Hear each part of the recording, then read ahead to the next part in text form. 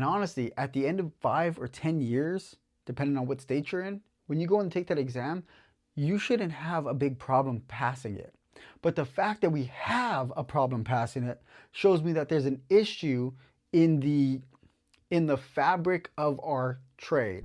What's up, everybody? Welcome back to the Young Electrician Podcast. Today's episode, we are going to be picking a fight. I see something very prevalent in our industry, and I think it's been in our industry for a very long time, that is causing a lot of people to either fail their journeyman exam, struggle with their journeyman exam, or just not do it altogether. And I've been thinking about this because this is the reason why I started the Young Electrician brand, whatever that may be. I started this to help people get certified. And the more I think about it, the more I work through this issue, because I talk to a lot of people and I help them work through their issues to get certified. And one of the biggest issues, one of the biggest reasons why people don't get certified is that they are not familiar with the NEC. Tell me if you think this is a problem, right? Somebody works 5, 10, 15 years in their career. And then at the end of that time, they're going to take a test that was not a part of the majority of their experience. Because that's what happens to electricians. We work for 5, 10 years, and then we're expected to go and take an exam on a book we've barely opened. I see a problem with that. And I think that there's more issues than that, but I think that's a primary issue. If it was a hands-on exam, then I think a lot of us would go in there and we'd nail it. People would still struggle, but I think we'd nail it. But it's not a hands-on exam. You are not being tested on the things that you've been practicing. Of course, you have practiced it a little bit because you know some strapping requirements. You might even know some burial depths for conduit, or what kind of wire to run if you're running underground, or what kind of fittings to use if you're outside. And of course, there are things that we learn, but nobody is going to learn to pass the exam on the field. And that's the reality. Nobody's going to learn to pass the exam on the field. So we have a little dilemma here. A vast majority of electricians either never get certified or struggle to get certified. And why is that? Why are trained professional electricians, good professional electricians, not getting certified or struggling to get certified? And this isn't a non-union issue, because I know if I were to post this online on social media, union guys will hop in and be like, well, it's because they're not union. I know plenty of union guys that can't pass the exam. And I might get some flack for that, but it's true. And I've had union guys tell me that, union journeymen telling me about other union members they know that can't pass the exam. And there's all kinds of different reasons why people don't pass the exam. So I don't think it just sums up to one thing, but I find one primary problem. And that problem is we don't emphasize the code book. We don't emphasize the use of a code book. We view ourselves as installers, and we view the code book stuff for those who are either taking the exam, going to school, whenever their classroom is and they're testing, or for the foreman or the project manager. You tell me what kind of wire to use. That's your job. And what we're doing is we're giving over our professionalism to somebody else. There's a word that used to get thrown around when it comes to the trades that was really good. And I think it really captured the essence of somebody who knew and loved and understood their trade. And the word was craftsman. Craftsman. Somebody who knew their craft, and not just how to do it, but they knew why they were doing what they were doing. And they loved what they were doing. They took pride in what they were doing. Not just in the installation. You go online, you see guys who have beautiful installation. Women and men have beautiful installation, beautiful conduit work, wire running, panel makeup, and it's beautiful. But if we are not taking the code seriously, if we are leaving this part of our industry on the back burner, and we're wondering why people can't pass this exam, the reality is we need to change our focus. The NEC needs to become a part of our career, a part of our job, and a part of our lives. And I want to see a future. I want to see a future that has less 10-year apprentices, more people passing the journeyman exam, less people having to work for garbage companies because they can't get certified, less electricians working for garbage pay because they can't get certified, less electricians' lives, confidence, careers being put on hold because they can't pass this exam. And honestly, at the end of 5 or 10 years, depending on what state you're in, when you go and take that exam, you shouldn't have a big problem passing it. But the fact that we have a problem passing it shows me that there's an issue in the fabric of our trade. There's an issue in the infrastructure of our industry that is causing people to not get certified. And now I think it's because companies obviously want to make money. They don't care if you're a professional. They care if they make money. They want you to be professional to a certain degree, but they don't care if you are a craftsman. They don't care if you are an electrical professional that knows his craft, not just how to install, but why to install. And what they want to do is they want to make money. And I think somewhere along the lines, we started to adopt their mindset. We started to adopt the idea that, well, they just see me as a number. They just see me as an installer. Well, that's all I'm going to do. That's all I'm going to do. And we've given responsibility for our professional lives over to somebody else to let them dictate what that means. And this means something to me because I'm a part of the electrical trade. I'm a part of this industry. And I want to see it changed. I want to see a better future for electricians. I want to see electricians that are not just installers. I want to see electricians not become less and less and less and less professional and more and more and more and more installers. I want to see us installation, of course, but as professionals. So a couple of things that I see that are problems right now. One is that if you're not certified, you don't have a lot of options. I know plenty of people who aren't certified right now, and they're looking for jobs, or they're afraid that if they lose their job, they're not going to be able to find the same pay. Because you could get paid pretty good as a non-certified electrician, but it's not guaranteed. If you don't have your certification and you need your certification in your state, there's no guarantee you're going to have good pay. You're not going to have good options in what company. You're not picking what company you want to go work for. Trust me, it's the beggar, not the chooser in this category. And there's a lot of crap companies out there. I made that episode last week talking about companies you probably shouldn't work for and red flags to notice in them. I want to see these companies no longer existing or changing their attitude when it comes to your safety, when it comes to taking care of their guys, when it comes to getting benefits for their guys, when it comes to giving good pay to their guys. I want to see that changed. I would love to see a ton of electrical companies just shut down because they were crap, they were unsafe, and I want to see a bunch more companies open up that are trained professionals, ran by great electricians that love their craft, that love their trade, that love what they do, that are about promoting the building up of the next generation. So with that said, I think a couple things need to change, right? If you guys want to be on this journey with me, you guys want to pick this fight with me, and you guys want to see our electrical industry change, then I think this is what we got to do. Number one, we have to change the way we talk. We have to stop calling ourselves installers. I don't care if somebody treats us like installers, because it doesn't matter how somebody treats you. It matters how you view yourself. Somebody might treat me like trash, when I meet them. It doesn't mean I have to assume that role or that identity. I'm just not going to work with them, or I'm not going to be around them. We have to choose our identity, and we have to stop viewing ourselves as installers and start viewing ourselves as professional electricians. Start viewing ourselves as craftsmen, people who are professionals in this trade. And we have to stop saying that, oh, we don't use this stuff on the field. We don't use the NEC on the field. You know why we don't use the NEC on the field? And I've seen this a lot. We don't use the NEC on the field because anytime a code question comes up, we're calling somebody, we're asking our boss, and what we're doing is we are handing that responsibility off to somebody else. We are handing our job off to somebody else. We are letting them be the professional and give us the answer, and we are allowing ourselves to be installers in that regard. That's why so many people could say we don't use the NEC on a job site.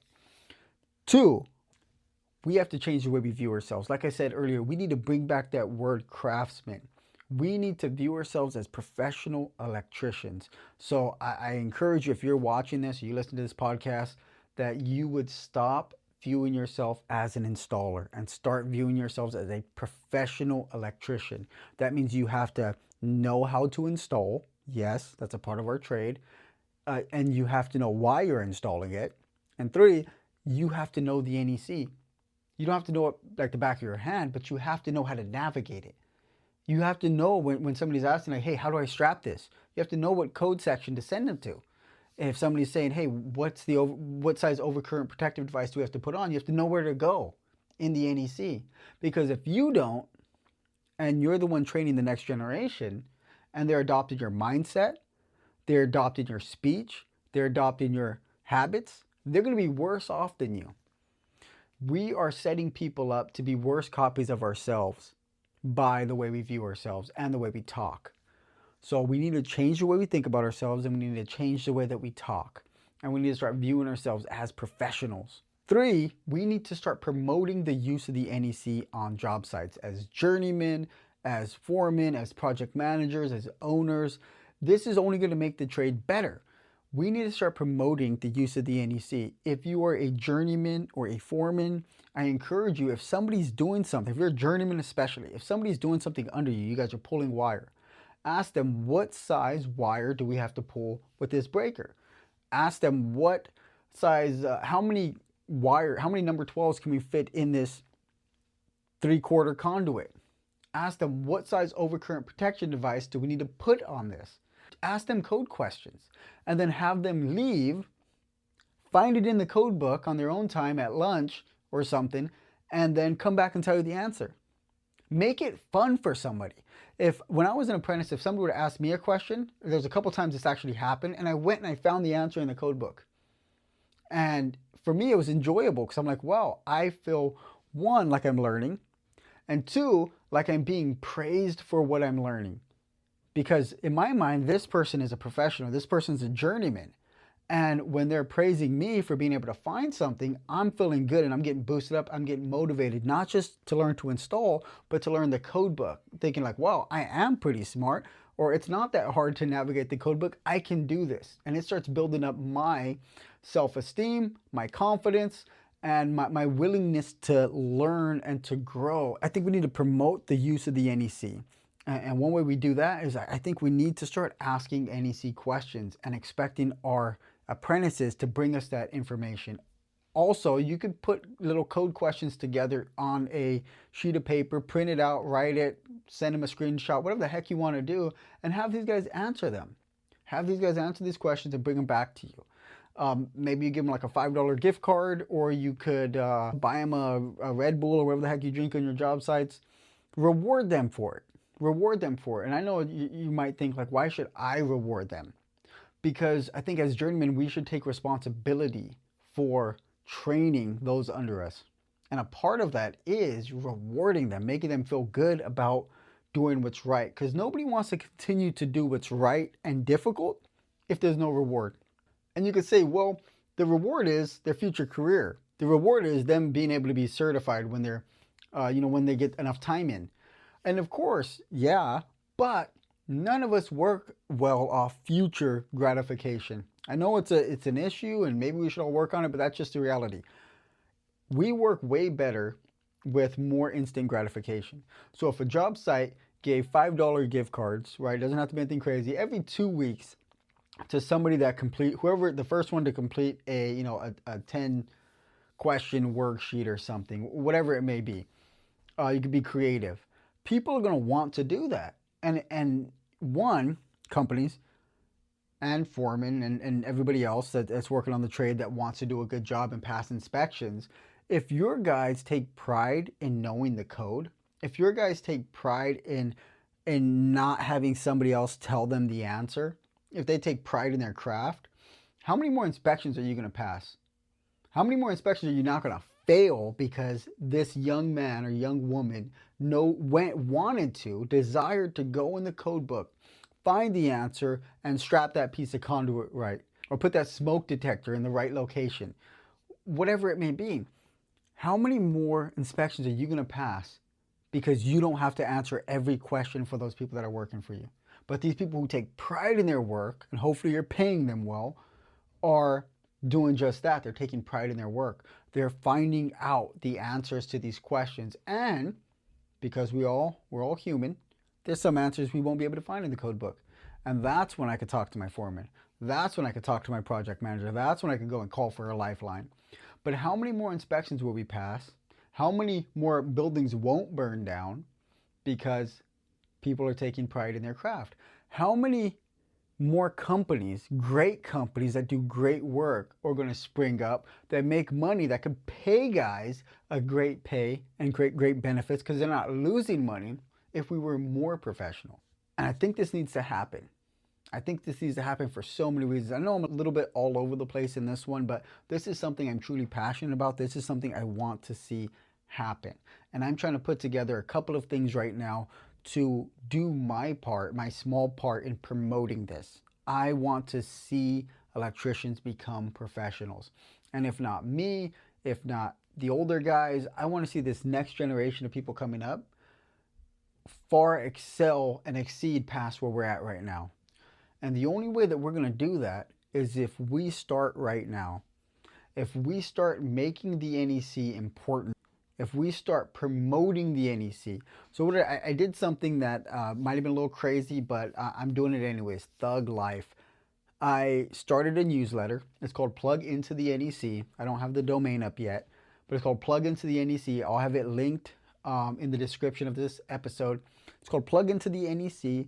And what I'm doing is every single week, or probably bi-weekly if it gets a little crazy, is I'm trying to give information that will help promote the use of the NEC, that will help change the minds of people on the NEC, that would help give you valuable information that will help you promote the NEC on your job sites. I don't know where I'm going to go with that newsletter at this point. I'm just sharing kind of my point of view and the way that I view the NEC, the way that I view the industry right now, and hopefully some tips for you guys to then take that and run with it and be a part of making our industry great, making our industry an industry of professionals, an industry of craftsmen. Because I would love it if one day this, half the people taking the journeyman exam failing, that would end. That one day, all these electricians being underpaid, all of these companies making money, underpaying their electricians and not giving PPE to their electricians, not giving safe working conditions, retirements. Like I was thinking about this the other day. Some people say, like, man, I haven't taken a vacation in 5 years. And they say it like it's a flex, but it's not. Like, dude, you're a victim. You're a victim. You haven't went on vacation in 5 years. That doesn't mean you're a hardcore professional. That means you're a victim.